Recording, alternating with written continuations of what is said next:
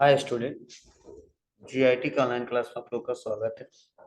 और आज की क्लास हम लोग सीखने वाले हैं, समझने वाले हैं फंक्शन ऑफ ऑपरेटिंग सिस्टम के बारे में कि ऑपरेटिंग सिस्टम के कौन कौन से फंक्शन हैं और किस फंक्शन का क्या काम है और ऑपरेटिंग सिस्टम वो कार्य कैसे करता है। वो आज की क्लास हम लोग एक एक करके स्टेप बाय स्टेप सीखेंगे, समझेंगे और जानेंगे। तो चलिए इसको समझते हैं, सीखते हैं, जानते हैं।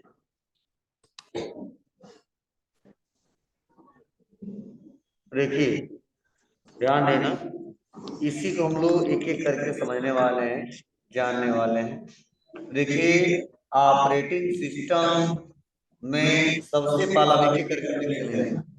पहला हम लोग समझने वाले हैं कम्युनिकेशन के बारे में। मतलब पहला इसका कार्य क्या है? कम्युनिकेशन। कम्युनिकेशन। कुछ नहीं, पहला बता रहे तो पहला ही है। मतलब ये ऐसे एक एक करके चल रहे हैं, अब यहाँ तक आएंगे। अब यहाँ पे कम्युनिकेशन का मतलब क्या है? ठीक है, कम्युनिकेशन कैसे कराता है ये मैंने आपको पिछले क्लास में ही बता दिया। ठीक है, फिर भी थोड़ा सा हम और चर्चा करते हैं जिससे आपको अच्छे से और क्लियर हो जाए। देखो, यहाँ पे इसके बारे में बताया क्या जाता है। फोटो दिखा रहे हैं बैठे बैठे। नहीं सर, इसी दब गया है। सब हो गया। चलिए ध्यान से सुनना, समझना। मैंने आपको कल ही बताया था। क्या बताया था जी? कि ऑपरेटिंग यह हमारा सिस्टम। यह हमारा कंप्यूटर है, दिख रहा है आपको? और यह जो हमारा कंप्यूटर है और यह जो यूजर है, आपस में कनेक्ट कैसे हो पाते हैं, आपस में ये बातचीत कैसे कर पाते हैं, तो वह है संभव किससे? ओएस। ओएस। मतलब यह इससे आसानी तरीके से बात कर लें और यह इससे आसानी तरीके से बात कर लें। मतलब हमने बताया था, इनको केवल 0 1 समझ में आता है और यह जो काम करते हैं 0 से लेकर 9 तक टाइप करते हैं, अल्फाबेट ए से लेकर जेड तक काम करते हैं। ठीक है, ये सारा टाइप करते हैं और भी सिंबल भी टाइप करते हैं। तो इनकी बातों को आसानी तरीके से समझ नहीं पाता है, इसके लिए हम लोग क्या लोड करते हैं? ओएस। और ओएस क्या करता है? इन दोनों के बीच इंटरफेस प्रदान करता है। बोले इंटरफेस मतलब जुड़ना होता है और आपस में कनेक्ट हो पाते हैं, ये जो बातचीत कर पाते हैं, इसको ही बोलते हैं कम्युनिकेशन। क्या बोलते हैं इसको? जी, कम्युनिकेशन। क्लियर है सबको? चलिए आगे बढ़ते हैं थोड़ा सा। अब नेक्स्ट अगला है सिक्योरिटी। अब ये सिक्योरिटी का मतलब यहाँ पे क्या है, क्या कैसे सिक्योरिटी हमको देता है, या ऑपरेटिंग सिस्टम देता है कि नहीं देता है, इसको थोड़ा हम डिटेल में समझते हैं। आप लोग जानते हो अभी तक हम्म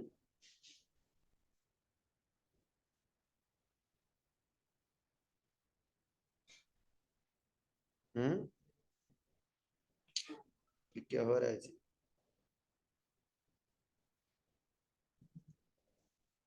देखिए, आप लोग को पहले से पता है कि हमारा कंप्यूटर है। ठीक है, और आप लोग देखते हो ना, जैसे कंप्यूटर आप ओपन करने जाते हो, कंप्यूटर को ऑन करते हो, तो ऑन करते ही आपके सामने देखते हो यूजर आईडी मांगा जाता है।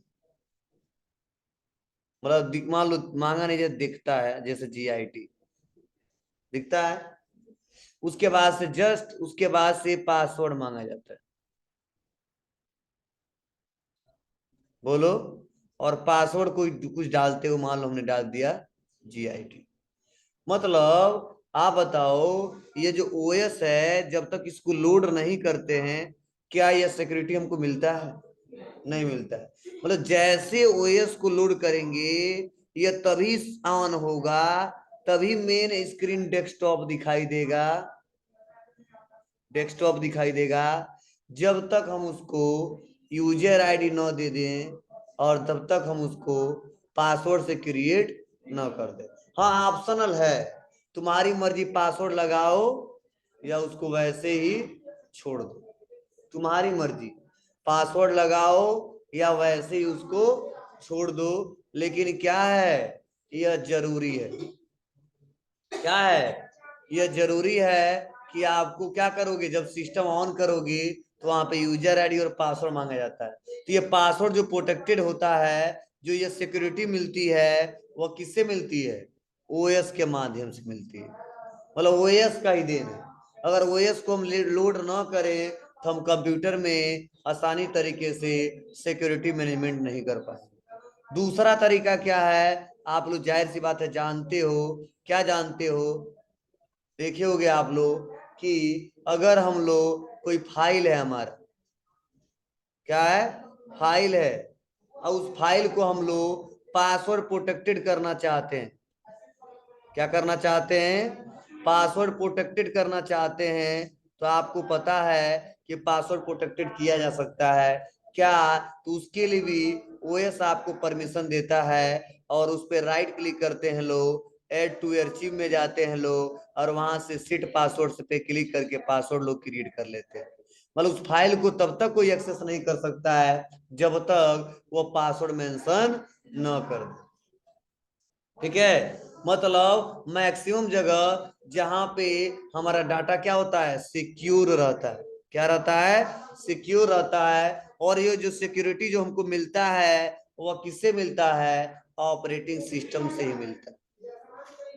किसे मिलता है? ऑपरेटिंग सिस्टम से मिलता है। और इसीलिए बोलते हैं फंक्शन ऑफ ऑपरेटिंग सिस्टम में, ऑपरेटिंग सिस्टम के यह भी फंक्शन है कि हमारे सिस्टम को, हमारे फाइल को क्या करे, सिक्योर करके रखे, सिक्योरिटी प्रदान करे। सिक्योर करके रखे, सिक्योरिटी प्रदान करे। वह किससे संभव है? ओएस से संभव है, ऑपरेटिंग सिस्टम से संभव है। तो दोनों क्लियर हुआ? बोलिए, पहला और दूसरा। चलिए आगे बढ़ते हैं और कुछ कंसेप्ट और समझते हैं और जानते हैं। तो चलिए ये तीसरा थोड़ा आप सोच के बताओ। यहाँ पे लिखा गया फॉल्ट मैनेजमेंट, यह क्या होता होगा? फॉल्ट मैनेजमेंट क्या होता होगा? तो कोई बता दे हमको। क्या कह रहे हो? जब कोई मतलब सिक्योरिटी से रिलेटेड रहता है, वो कम्युनिकेशन से रिलेटेड कोई चीज काम नहीं करता होगा, या इससे कोई चीज एक्टिवेट नहीं होता होगा, या उसको कन्वर्ट नहीं कर पाता होगा। बैठ जाओ, नेक्स्ट। और कोई बता दीजिए इसमें फॉल्ट मैनेजमेंट जी। हाँ, और तुम बताओ बाबू, उद्धव माधव।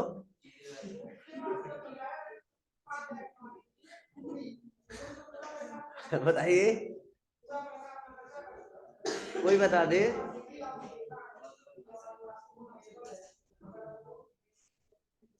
सपना बताओ।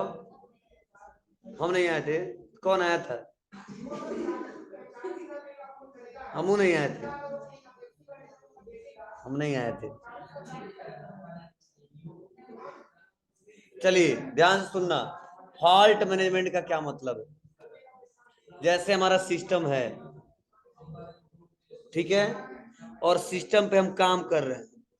फॉर एग्जांपल किसी भी सॉफ्टवेयर को हमने ओपन कर लिया, ठीक है, और सॉफ्टवेयर में काम करते वक्त आप लोग देखते होंगे हमेशा कुछ ना कुछ हमको एरर देता रहता है। क्या देता है? एरर देता रहता है। अब चाहे वह हमारे सिक्योरिटी से रिलेटेड हो, समझना, वो हमारे सिक्योरिटी से रिलेटेड हो या हमारे किसी हार्डवेयर से रिलेटेड हो, मतलब हमारे सिस्टम में क्या दिक्कत है और उसका जो मैनेजमेंट करता है उसे हम बोलते हैं फॉल्ट मैनेजमेंट। मतलब अगर हमारा हार्ड डिस्क करप्ट हो गया, मतलब हार्ड डिस्क काम नहीं कर रहा है, तो तुरंत बताएगा ओएस के माध्यम से। चलो मेमोरी में कोई दिक्कत है, मान लो मेमोरी क्या हो गया, फुल हो गया। क्या हो गया है? फुल हो गया है। और जैसे हम डाटा सेव करके फिर से रखने जाते हैं तो सेव नहीं करने लगे, तुरंत एरर देगा। क्यों? क्योंकि बाबू आपके पास 20 जीबी का स्पेस था और आप ऑलरेडी 18 जीबी का स्पेस कवर कर चुके हो और 5 जीबी का डाटा रख रहे हो, इसीलिए आपकी कमी कितनी हो रही है? 3 जीबी का स्पेस, और इसी कारण ये डाटा आप लोग रख नहीं पाओगे। ठीक है, मतलब मैक्सिमम जगह, ठीक है, या मान लो हम प्रिंटर पे काम कर रहे हैं और प्रिंटर में कोई दिक्कत है तो फॉल्ट करके तुरंत बता देता हूँ यस क्या दिक्कत है। ठीक है, मतलब यूं कह लो फॉल्ट मैनेजमेंट का मतलब है हमारे सिस्टम में सॉफ्टवेयर से रिलेटेड हार्डवेयर से रिलेटेड कोई दिक्कतें आती हैं तो फॉल्ट मैनेजमेंट से आसानी तरीके से एरर के रूप में पता किया जा सकता है, चेक किया जा सकता है, जिससे आसानी तरीके से हम लोग उसको मेजर कर सकते हैं, सिक्योरिटी के तौर पे उसको इस्तेमाल कर सकते हैं। ठीक है ना, ध्यान दीजिएगा। तो यह होता है फॉल्ट मैनेजमेंट। क्लियर है? चलिए अगला है हमारा प्रोसेस मैनेजमेंट। या प्रोसेस मैनेजमेंट कौन बता देगा? मानसी बताओ बाबू। हाँ हाँ, प्रोसेस मैनेजमेंट क्या मतलब होता है? मतलब प्रोसेस मैनेजमेंट किसे कहते हैं?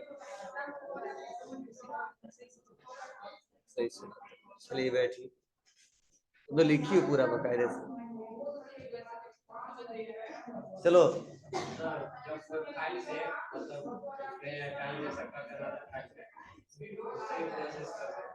चल बैठो। ए प्रतिभा खड़ी हो, नहीं पड़ी हो? गार्जी उर्जी नहीं बोलते तुम लोग के? तो बहाना ना करते तो रोटी बनाना है, ये बनाना है, यहाँ जाना है, क्या करें? सब पिटाए नहीं है सब बचपन में, सिर बिगड़ गए। सीधा सा जवाब दे देते हैं सर नहीं पढ़े। सर जी एक दिन बिना मन से आए बैठ जाए यहाँ पे, ना पढ़ाए तब क्या होगा आप लोग को? तब का सर इतना दूर से साइकिल चला के आए हम, ठीक है, इतना, ठीक है, खून जल गया हमारा, इतना किराया लग गया है, 2 घंटे टाइम बर्बाद हुआ, क्या ही नहीं पढ़ाएंगे? तुरंत ऑफिस में कंप्लेन करने चले जाएंगे आप लोग। बोलिए, लेकिन पढ़ना नहीं है, क्या दिक्कत है? सर जी को शौक है, पढ़ा लें, फीस लिए हैं इसीलिए, हम पढ़े या ना पढ़े। चलिए बढ़िया। अच्छा देखिए, प्रोसेस मैनेजमेंट का मतलब कि जो हमारा सिस्टम है इस पे सपोज मान लीजिए हम 2 प्रोग्राम ओपन कर लिए, कितना? 2। और 2 प्रोग्राम ओपन कर लिए तो जाहिर सी बात है दोनों प्रोग्राम एक बार प्रोसेस होगा नहीं, तो कौन सा प्रोग्राम रैम को भेजना है, किस पे प्रक्रिया करना है, किस पे प्रक्रिया नहीं करना है। ठीक है, मतलब प्रोसेसर के पास, मतलब यहाँ पे भी डाटा पड़ा हुआ है, यहाँ भी डाटा पड़ा हुआ है, यहाँ भी डाटा पड़ा हुआ है, मतलब इस प्रोसेसर के पास किस डाटा को भेजना है एग्जीक्यूट करने के लिए, मतलब उस पर प्रक्रिया करने के लिए, कब भेजना इसको, कब भेजना इसको, ये सारा जो कंट्रोलिंग होता है ना वो ओएस के माध्यम से होता है।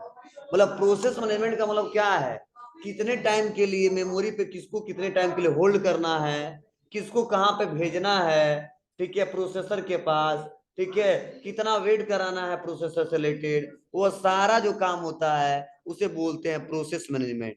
मतलब प्रोसेसर मैनेजमेंट का मतलब क्या है, जिससे प्रक्रिया होता है। ठीक है, तो ओएस अगर कंट्रोल ना करें तो अगर 2-4 ठो कमांड दे देंगे, पहला दूसरा तीसरा चौथा, तो दिक्कत क्या होगा, यह प्रोसेसर समझ ही नहीं पाएगा किसको हम कंट्रोल करें, या दूसरे वाले को करें, या तीसरे वाले को करें, या चौथे वाले को करें। तो यह हमारा ओएस कंट्रोल करता है, पहले यह पूरा हो जाने दो तो यह वाला पूरा होगा, अब यह पूरा हो जाएगा तो यह वाला पूरा होगा, और यह वाला पूरा हो जाएगा तो यह वाला पूरा होगा, और लास्ट में जो भी हमारा टास्क रहेगा वो क्या हो जाएगा, कंप्लीट हो जाएगा। क्या हो जाएगा, कंप्लीट हो जाएगा।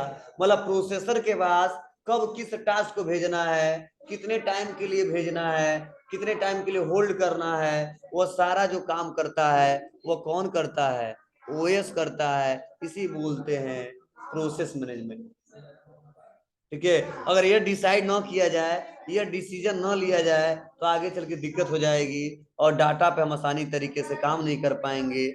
ठीक है, सही से डाटा पे इंफॉर्मेशन हमको मिल नहीं पाएगा, और आगे चल के बहुत सारी दिक्कतों का सामना करना पड़ेगा।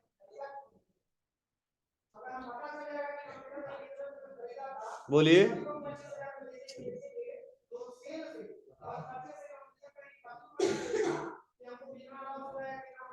चलिए आगे बढ़ते हैं, डिवाइस मैनेजमेंट क्या है? Device management. और डिवाइस मैनेजमेंट में क्या हो सकते हैं, हमने पढ़ाया था इनपुट डिवाइसेस, बोलिए, आउटपुट डिवाइसेस और प्रोसेसिंग डिवाइसेस। बोलो, जिसे हमने शॉर्ट में क्या बताया था, आईपीओ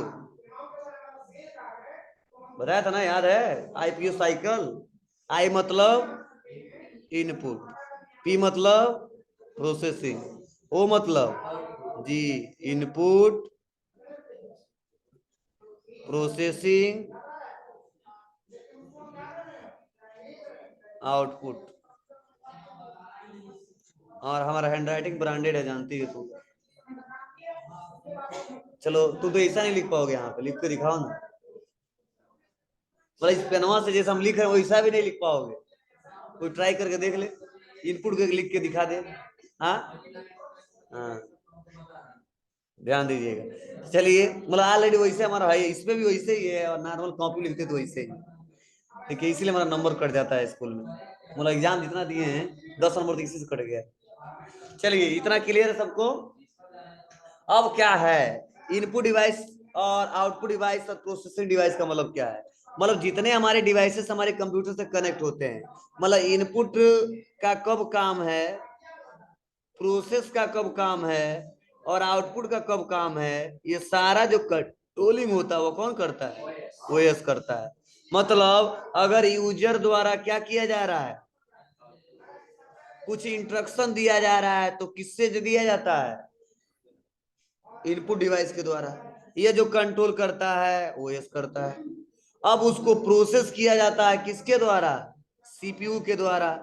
तो कब सीपीयू के पास भेजना है, ये भी कंट्रोल जो होता है वो ओएस के माध्यम से होता है। और प्रोसेसिंग के बाद जो रिजल्ट प्राप्त होता है, जो मॉनिटर से दिखाया जाता है, वो भी जो होता है वो ओएस के माध्यम से होता है। मतलब ओवरऑल जितने आपके हार्डवेयर कनेक्ट हैं, सबका कंट्रोलिंग जो करता है ओएस करता है, और उसी को बोलते हैं डिवाइस मैनेजमेंट। क्या बोलते हैं? उसी को बोलते हैं डिवाइस मैनेजमेंट। कोई दिक्कत? बात है हमारी कुछ? बस लेक्चर सुन ले रहे हो, भूल ले रहे हो। चलिए, ध्यान देना, बार बार क्वेश्चन, मतलब यूं कह लो, अभी मैं लास्ट में बताऊंगा, यूं कह लो। अगला है मेमोरी मैनेजमेंट, कल ही पढ़ा दिया था, इसको पढ़ाना नहीं है। और यह फाइल डाटा मैनेजमेंट, ये भी कल पढ़ा दिया था। बोलिए, पढ़ाया था नहीं पढ़ाया था? ये मेमोरी मैनेजमेंट भी कंप्लीट हो चुका है, और फाइल एंड डाटा मैनेजमेंट भी कंप्लीट हो चुका है। अगर डाउट है तो पूछ लो, नहीं तो कोई बात ही नहीं।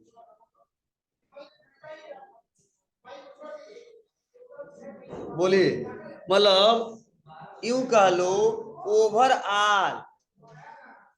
ओवरऑल जितना कार्य होता है, जितना कार्य होता है, मेन जो कंट्रोलिंग होता है वह किसके हाथ में होता है? ओएस के हाथ में। यूं कह लो, अगर ओएस ना हो ना, तो हम सिस्टम पे कुछ भी नहीं कर पाएंगे, कुछ भी नहीं कर पाएंगे। ठीक है, जब तक ओएस लोड नहीं करेंगे तब तक कुछ भी नहीं कर पाएंगे। और ओएस की सारी जिम्मेदारियां हैं कि बाबू यह काम करना। लेकिन क्या यह ओएस अकेले कर देता होगा क्या? नहीं, इस ओएस के अंदर प्रोग्रामिंग की गई है, और इसके छोटे छोटे डिपार्टमेंट बनाए गए हैं, छोटे छोटे डिपार्टमेंट बनाए गए हैं। अब यह डिपार्टमेंट का मतलब क्या है? चलो मान लो हम यूपी की बात करें, तो हमारे सीएम कौन है? योगी जी, है ना? अब हम लोग की जो जनसंख्या है यूपी का, वो है 28 करोड़। कम नहीं है, 28 करोड़। मतलब कुछ ऐसे कंट्री हैं जो 28 करोड़ से कम जनसंख्या। अब बताओ, मतलब भारत में जो सबसे ज्यादा जनसंख्या यूपी में है, भारत में सबसे ज्यादा जनसंख्या वो यूपी में है, और दूसरे नंबर पे है बिहार। इसलिए आता है यूपी बिहार। ठीक है, उसके मतलब सबसे ज्यादा। और आप बताओ, जो यूएसए की मैं बात करूं, यूएसए की, तो इसकी टोटल जनसंख्या है 13 करोड़। अब बताओ पूरे कंट्री देश का है मतलब यूपी में 2 यूएसए बन जाएगा। अब समझ जाइए, मतलब कुछ ऐसे कंट्री है जहां पे उनकी संख्या इतनी है, जैसे भूटान हो गया, उसकी भी संख्या बहुत कम है। ठीक है, मतलब हमारा यूपी, ठीक है, इतना बड़ा है कि 2-3 कंट्री मिल जाता है उसमें, इतनी संख्या है। ठीक है, तो आप बताओ, अगर मैं बोल दूं, क्या बोल दूं कि योगी जी से सारा काम, सारा मैनेजमेंट आप कर दीजिए, 28 करोड़ जो जनता है, और सारा सबका सुनवाई हो जाना चाहिए और सिस्टमेटिक तरीके से हो जाना चाहिए, क्या योगी जी से संभव है? नहीं है। मतलब मेन कंट्रोलर तो यही है, क्या है? मेन कंट्रोल, मतलब ऑपरेटिंग सिस्टम यही है। ठीक है, लेकिन केवल इनसे होने वाला नहीं है। ये नियम लगा सकते हैं, कानून बना सकते हैं, सख्ती से पालन करवाने के लिए रूल बना सकते हैं, लेकिन इस सीएम जो हमारे हैं, ठीक है, इस सीएम के अंडर में सीएम के साथ साथ एसडीएम भी जुड़ा रहता है। बोलो, नहीं एसडीएम हटा दो अभी, उसके बाद इरेज करो, विधायक छोड़ो अभी।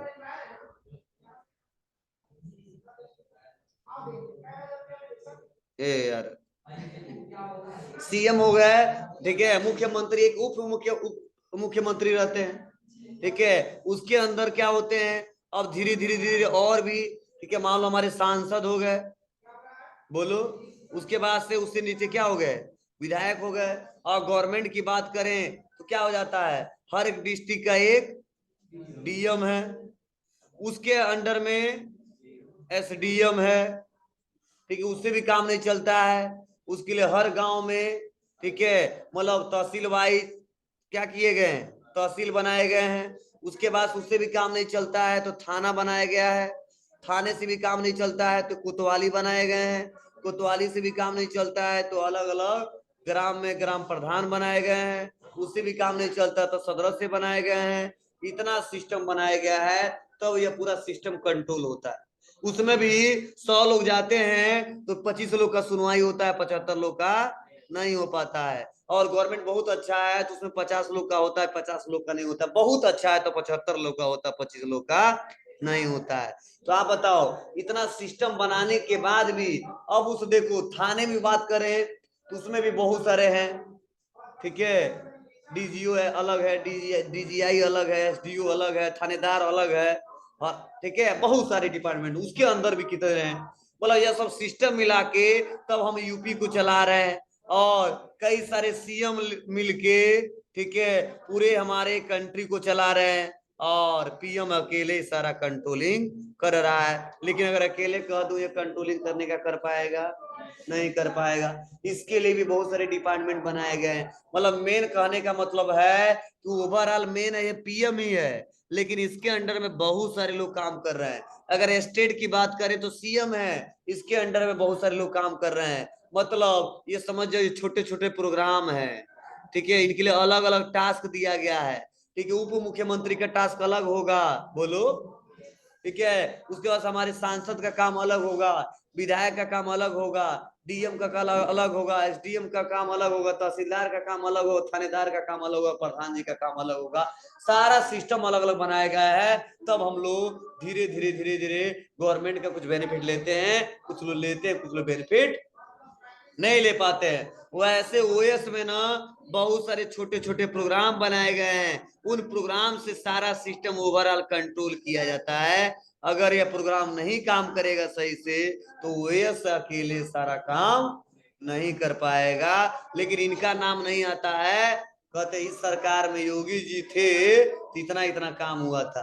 ये नहीं चलता है, हाई डीएम था तो काम हुआ था, हाई थानेदार था तो काम हुआ था। बताते योगी जी के सरकार में यह काम हुआ था, अखिलेश जी के सरकार में यह काम हुआ था, ठीक है, मोदी जी के सरकार में यह काम हो रहा है। लेकिन क्या मोदी जी से क्यों संभव है? नहीं, रूल बना दिए हैं, सख्ती से पालन करा रहे हैं, डिपार्टमेंट वाले अच्छे से काम कर रहे हैं, ठीक है, नहीं काम कर रहे हैं तो सख्ती से पालन करवा रहे हैं, तब एक सिस्टम चल रहा है। तब कहते हैं यह गवर्नमेंट बहुत अच्छा है, यह गवर्नमेंट बहुत खराब था, यह इसके बाद आएगा तो उससे अच्छा हो जाए। आपको सॉरी कहाँ से ऑपरेटिंग सिस्टम में चले गए आप मोदी जी योगी जी में? ठीक है, तो समझाने के लिए हम बताना पड़ा है। मतलब यूं कह लो, समझ रहा ना, हाँ मेन है ही। समझ जाओ, आपके बॉडी को चलाने के लिए क्या होना चाहिए? इस बॉडी को चलाने के लिए बॉडी में क्या होना चाहिए? क्या होना चाहिए? पहले क्या होना चाहिए? आत्मा होना चाहिए। अरे यार, ठीक है, मतलब शरीर में आत्मा होगा तभी कोई माइंड काम करेगा। आत्मा नहीं रहेगा इस शरीर में, कोई मतलब है नहीं है। मतलब हमारा क्या है, आत्मा है तो उसके बाद सब जितना आप काम करोगे उसके हिसाब से आपका नॉलेज बढ़ता जाएगा। मतलब इस बॉडी के लिए सबसे जरूरी क्या है जी? नहीं तो अगर आत्मा निकल जाए तो 2 ही दिन में लोग फेंकने लगेंगे, हम लोग, उन लोग का बॉडी सड़ने लगे, स्मेल आने लगे। मतलब क्या है, अब आत्मा किसी काम का नहीं है कब तक? जब तक किसी बॉडी को ना पकड़ ले। बोलो, ठीक है, आपके पापा कितना ही प्यार करते हैं आपसे, और आपका आत्मा आपके बॉडी से निकल गया तो तुरंत घर से बाहर निकाल देते। रोएंगे, गाएंगे, सब कुछ करेंगे, लेकिन घर से बाहर निकाल देंगे। मतलब उस बॉडी का कोई काम नहीं है, किसके बिना? उस आत्मा के बिना। अगर मान लो क्या है, आत्मा भटक रहा है, भटक रहा है, हम कह रहे पापा हम ही है शंभू, ठीक है, लेकिन फिर भी पापा कहेंगे बाबू जल्दी से बुलाओ तांत्रिक को, ठीक है, इसको बनवाओ। मतलब जब तक वो आत्मा, कब तक उसका अस्तित्व नहीं है? जब तक किसी बॉडी में नहीं है। मतलब एक शरीर को चलाने के लिए क्या होना चाहिए? आत्मा होना चाहिए। उस आत्मा को चलने के लिए क्या होना चाहिए? बॉडी होना चाहिए। वैसे ही कंप्यूटर को चलने के लिए आत्मा का जैसा काम करता है ऑपरेटिंग सिस्टम, और जो सीपीयू, जो जो डिवाइसेस होते हैं उसका बॉडी है।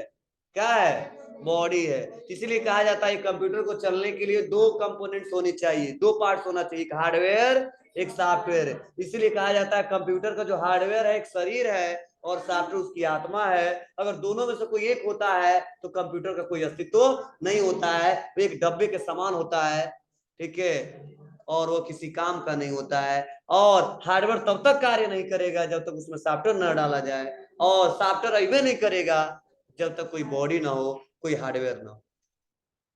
बोलिए, ऐसा संभव है कि बॉडी से आपका आत्मा निकल जाए, तब बुलाओ पुकारो मामा चाचा भैया, रुकेंगे लोग आपके पास? नहीं रुकेंगे। मतलब क्या है, इस शरीर को, ठीक है, एक मनुष्य के लिए अच्छे से जीवन जी सके और 2-4 लोग उससे जुड़ सके तो दोनों जरूरी है। वैसे ही कंप्यूटर अच्छे से चला सके तो हार्डवेयर और सॉफ्टवेयर दोनों जरूरी है। ठीक है, तो आज का रामायण खत्म।